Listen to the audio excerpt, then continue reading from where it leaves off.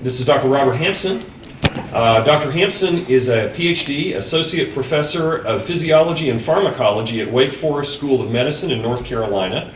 As a neuroscientist, he worked on the development of neural prosthetics, euphemistically called replacement hearts for the brain.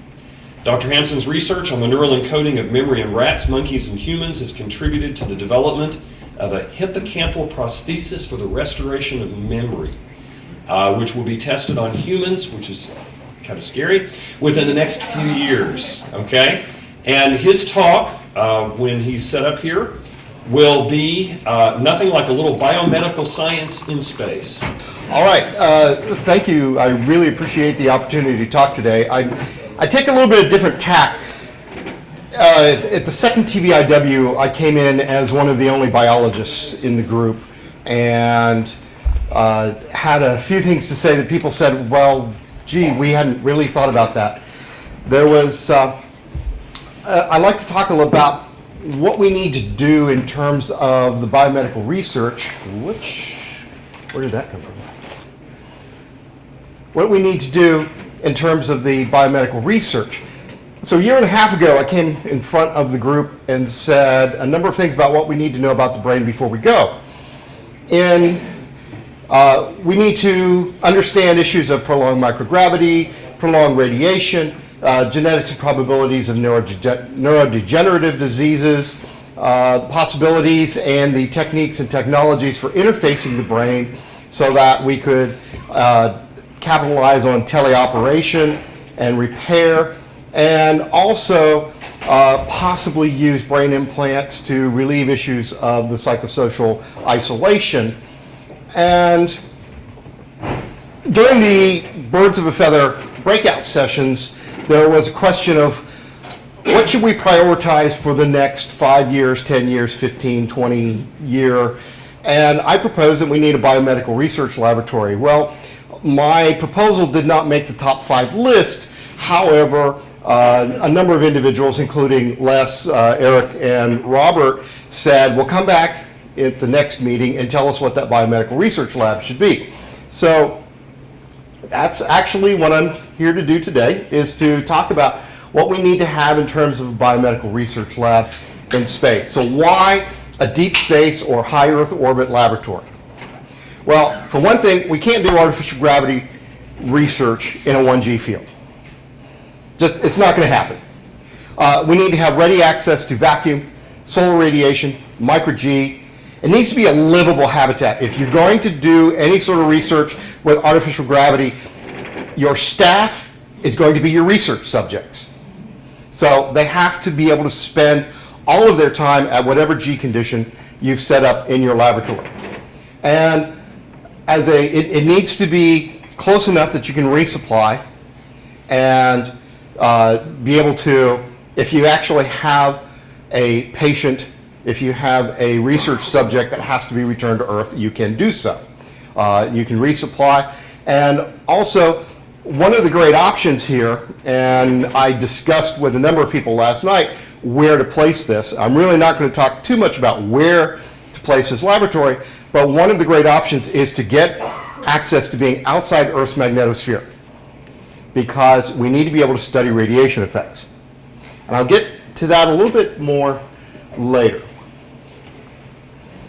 The gravity of the problem is that microgravity causes a lot of physiological changes. My primary training has been in physiology and pharmacology. So we have loss of gravity, loss of calcium from bones. We have a reduction in muscle mass. We have conversion of muscle fibers from slow twitch to fast twitch. To put that in perspective, when you climb steps all day, walk long distances, carry loads, a soldier on a ruck march is using what's called slow twitch fiber. This is what gives you endurance. Slow twitch fiber is what we use to stand upright in a 1G field. Fast twitch fiber is what you use to sprint. It has very fast, very strong contraction capability, and it is what you use to sprint. It's what a weightlifter uses to clean and jerk barbells, the weights. And if you're going to run up steps or just standing up, you use fast twitch fibers. One of the things that happens with prolonged exposure to micro G is that the majority of the slow twitch fibers in your musculoskeletal system convert to fast twitch, which means that you don't have endurance. You can have very brief exertions, but not long enduring exertions. So an astronaut returning from micro G has difficulty standing in the 1G Earth field. There's also edema and fluid retention. So I'm an Apollo buff, and one of the things I remember most distinctly is Wally Schirra's head cold that would not drain. And of course the edema, the swelling in the face and the head, because gravity pulls excess fluids down. In the absence of that, the excess fluids are accumulating all over the place, particularly in the head. Now, what the body does to compensate, the first thing it does is when it detects that there's fluid in places it shouldn't be, is to diurese. The kidneys are given a command that says get rid of excess fluid. Well, when the excess fluid is your blood, because it's everywhere, then your hematocrit, your red blood cell proportion of the blood goes up. Now you've got excess oxygen carrying capacity, more than what you actually need. And so the body stops producing red blood cells. So a long-term result of the edema and the fluid retention is a reduction in blood volume and reduction in red blood cell count. That's an adaptation that takes about a week to a month. So returning to a 1G field is going to take an extended period of time. There's also a reduction in the heart size, the volume, and the pumping capacity.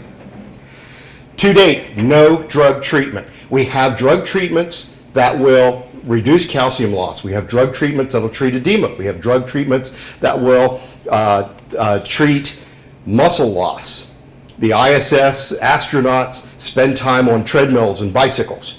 It does not work. It does not work. It has not prevented the weakness. It has not prevented the muscle loss. It has not prevented the calcium loss. Nothing other than gravity so far has been shown to prevent these physiological changes. The danger we have is that even with a 6-month mission to Mars, those astronauts will not be able to stand the 0.38 Gs of Mars' surface. They will get to Mars and be helpless. They will not be able to land. So that's just going to Mars. That's not going to the planets. The biggest issue we have right now is we think that an artificial gravity circumstance will resolve that problem, but we do not know. We just don't know. How much G? Does it need to be 1 G? Can it be 0.38? Can it be 0.16? We don't know. Does it need to be full-time or intermittent? Can you put a person in a centrifuge for an hour a day and that be it? We don't know. There's also a number of problems with the vestibular system, which gives us our balance and our sense of direction. We're probably going to need to have some ships like this with a rotating ring, but we don't know. We have no idea at this point what we're going to have to do. So if we're talking about constructing some sort of a rotating habitat, the simplest thing to do is going to be tin cans on a string. That's the first way to handle it, but we have a number of difficult problems to deal with. How big, how long, how fast.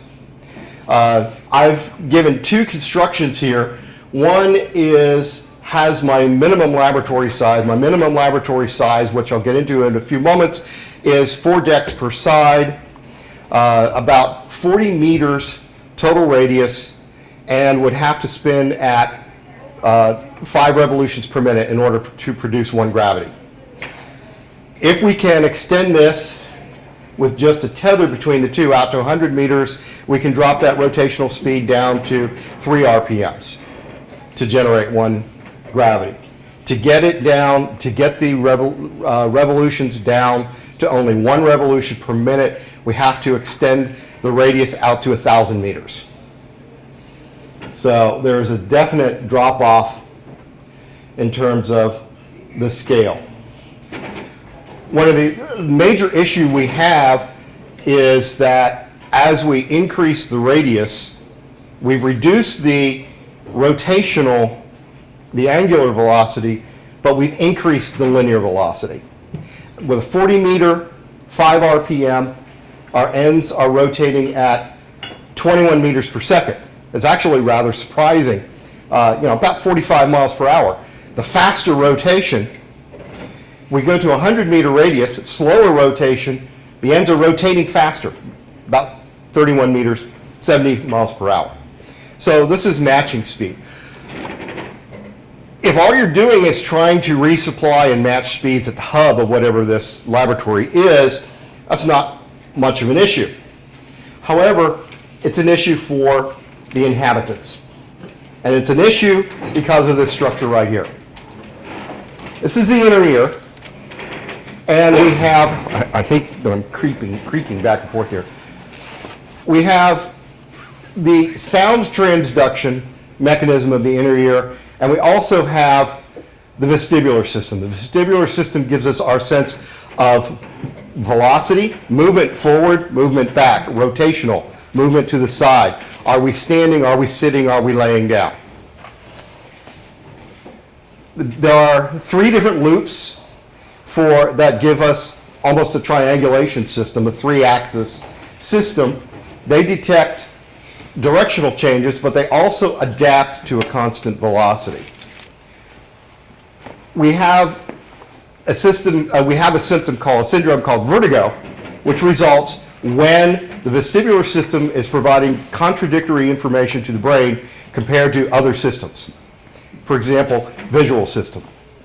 If your vestibular system says, you're rocking back and forth, and your visual system says, no, you're not, there's conflict. If you're watching a movie with shaky cam, and your eyes are saying everything's moving, and your vestibular system is not, there are people who get sick in movies that have too much shaky cam because they get vertigo.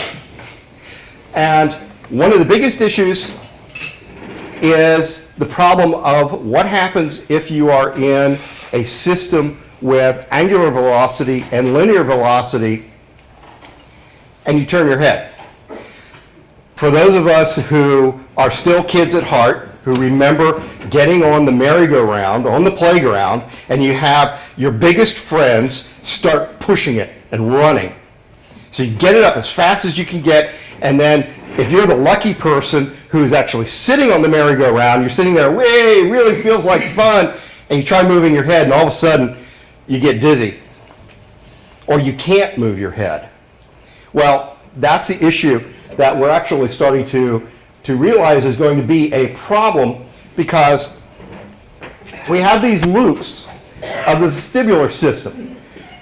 If we're in a rotating reference frame, a rotating laboratory, we will have fluid moving in this direction in this loop, in this direction in that loop, and then down along here. And the point is, the vestibular system can adapt to a constant motion. It's designed to detect acceleration, not velocity, but acceleration. So as long as your orientation is consistent, then the system has adapted and you have no sense of motion. It's why you don't feel motion necessarily in a car, in an airplane, or you feel the sense of very gravity-like sensation in a centrifuge. However, the problem is if you then rotate and you're in even the slowest linear velocity centrifuge, all of a sudden you'll have a counter rotation acceleration detection of 45 miles per hour. Theoretically, we don't know. We don't know because we have not conducted any centrifuge tests outside of the Earth's 1G field. It may turn out that because Einstein says the centrifugal gravity should be indistinguishable from mass-based gravity, but we don't know whether the angular momentum, the linear momentum, is going to be detected by the vestibular system in this manner. There are some indications, but we don't have an absolute. So the point is, why don't we build a laboratory and figure it out? So our laboratory concept is, what are we going to have to do? I've already said we need to have a system that will allow our research subjects, our astronauts and our lab animals, to live in the structure. And I propose something that's about, that would be essentially 8 decks. It would be a research laboratory, and I base this on the size of my research laboratory. What type of space we need, what sort of space you'd see in a dormitory. And the idea here is to have 2 tin cans on a string. And each tin can would be about 4 decks. Each of those would generate on the average of about 1,000 square feet of research space total. So our, to zoom this up a little bit, whoops, what did we do there? There's still a few bugs in the system. I'm sorry. Yes, I'm afraid that's very much the case here. Come back, there we go. So here's our laboratory structure. Human lab is going to require housing space, bunk space, hygiene space. I had this designed with one wedge for hygiene space, and my wife says, how many people have you got? That's not enough bathrooms. So hygiene space, galley, laboratory, storage. So an area where the humans are going to live, let's just say we're going to put them at the outermost deck at the 1G space, is probably not going to have a whole lot of laboratory. One option would be to put your human laboratory at one end, one can, and your animal laboratory at the other can. And so laboratory space is going to look largely as vivarium. And the vivarium is going to be, I propose, you need monkeys, you need rodents, and you need insects. Now, to take this, the reason is because of what you actually have to do. The laboratory is going to need the ability to assess cognitive abilities, memory, decision-making, stimulus discrimination, sleep functions. The reason why that's important I'll get to in just a moment. You're going to have the ability to perform surgical procedures. You're going to have, you should have the ability to control vacuum atmosphere and radiation exposure, and to perform microbiological, biochemical, and histological tests. I've designed this with each wedge at about 14 square meters, about 150 square feet. That's the size of a nice academic office, and it's actually the size of a typical research laboratory or vivarium space. Human and animal subjects residing at 1G level, storage for all the materials, water tanks for ballast. Something that is of this size, if you've got subjects moving from one end to the other, you're going to have to balance the weight. Otherwise, you're going to have to put energy back into the system to balance the spin. So why not have water pipes and water tanks for ballast? Lab subjects and the laboratories. I've already told you what the micro-G effects are, so we're going to have cardiovascular lab, pulmonary lab, respiratory lab, neurophysiology lab to study the vestibular system and also study the cognitive changes, neuromuscular, histology. What good is it to do all of these experiments and need to study the tissue changes and have to send the tissue back to Earth? Molecular biology, surgical, have a surgical facility in here, have vacuum. Now, one of the issues, very, very important issue, since 1948, human or monkey? 1948, U.S. put the first humans, the first monkeys up into space. 1949, actually. 48 was the first launch. Didn't quite make it to the 100-kilometer point. And the reason for monkeys is that there are monkey species that can do cognitive tests that are very, very useful. There's also other species that are better for looking at respiratory and circulatory changes, such as pigs and sheep, but the overhead in caring for those animals is going to be a lot greater than for monkeys. Now, rhesus monkeys are messy, and they produce a lot of waste. But there is a way to deal with that, which is to desiccate it, irradiate it, and compact it, and then save it as part of your ballast. But one of the downsides of working with monkeys is monkeys are social animals. So you don't just send one monkey. You don't send two. And you don't put them in cages that can't see anything. You send a colony, minimum of 6. And they have to be put into cages that give them plenty of room and that they can see each other. And they interact with the humans quite a bit. And so that's one of the reasons why. And by the way, you don't send chimpanzees. We do not do research on chimpanzees. We do not do research on the great apes. Gorillas, chimpanzees, orangutans, bonobos. You know, yes, we sent them into space, but that is not what the Western world does these days. So we're talking rhesus monkeys, we're talking cynomolgus, which is a Japanese monkey very similar to the rhesus. The smallest I would go is a squirrel monkey. The problem is squirrel monkeys have small brains and they don't do certain cognitive tasks very well. Cynos don't do cognitive tasks very well, and rhesus monkeys are usually our best bet. But for a rhesus monkey, you're talking about a 50-pound monkey. So the big question now of why have I stressed cognitive is something called BMO brain. We know from cancer studies that there is a syndrome called chemo brain. Chemotherapy drugs cause a decline in cognitive abilities. Certain tumors can only be treated with radiation. Certain brain tumors can only be treated with radiation. And radiation effects on the brain are quite profound. This graph right here is actually from a study in rhesus monkeys at which each of these clusters is actually a level of difficulty, and each of the colored bars is an increasing month since they received the whole brain irradiation treatment. By 6 months, we had a 50% decline in performance. This is what happens to individuals who have been exposed to radiation on the brain. This is a map of activity in the brain, and the area that shows the greatest decrease is in the frontal lobes where we do all of our cognitive decision making.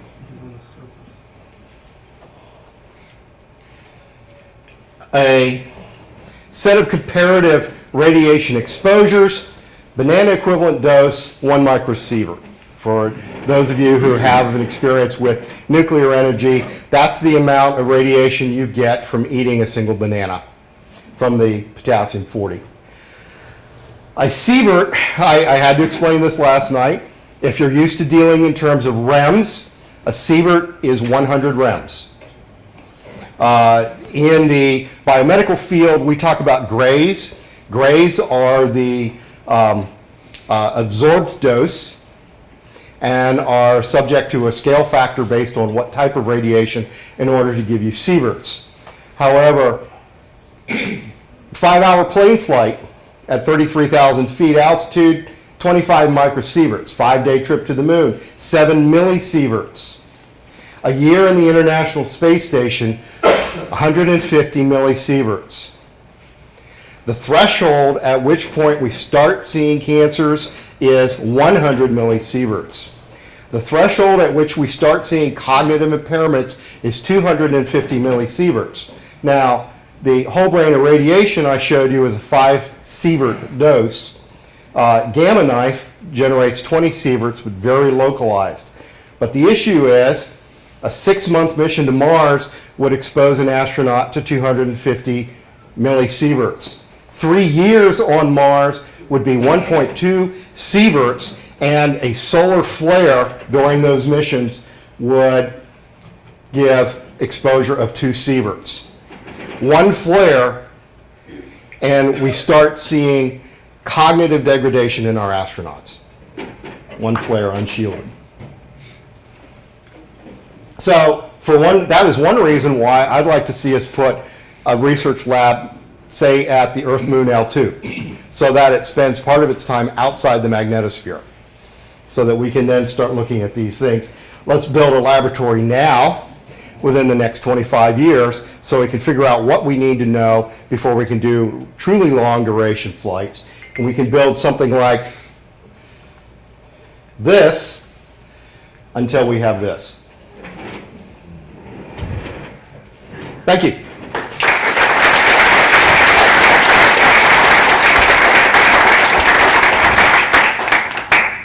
Okay, we have time for a couple of questions.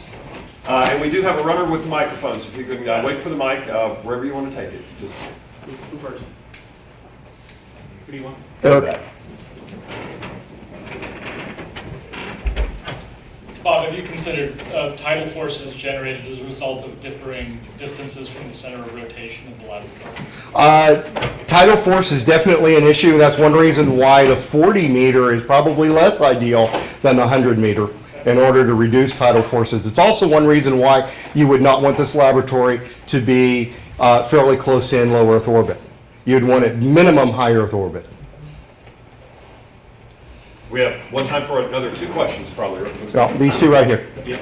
The mic's coming. What is the threshold by which we can detect changes in acceleration? Like, is it 2%, 5%? I mean, It's hard to quantify. We can generally detect a couple miles per hour. What is that, on the order of 3 meters a second? okay, I guess. No, what I'm well, it's getting at is about a meter trying per to second. Understand what we could tolerate by understanding what our detection threshold is to act. Well, consider that what I just proposed as a 45 mile per hour change in the angular momentum to linear momentum, that's a car accident, whiplash. I mean, we're talking about the vestibular sensation of whiplash. So we may, if we can get down to, the problem is getting the rotation speed down to 1 RPM is not going to change our linear speed at all. In fact, our linear speed is going to increase as the radius increases. So, but we don't know. It may adapt. That's part of the issue. Is theoretically it's one thing, and practically we don't know until we actually get out there and test it. But we haven't built any centrifuges out there. Thank you. Okay, that's probably all we have time for. We need to move on to the next Okay. speaker.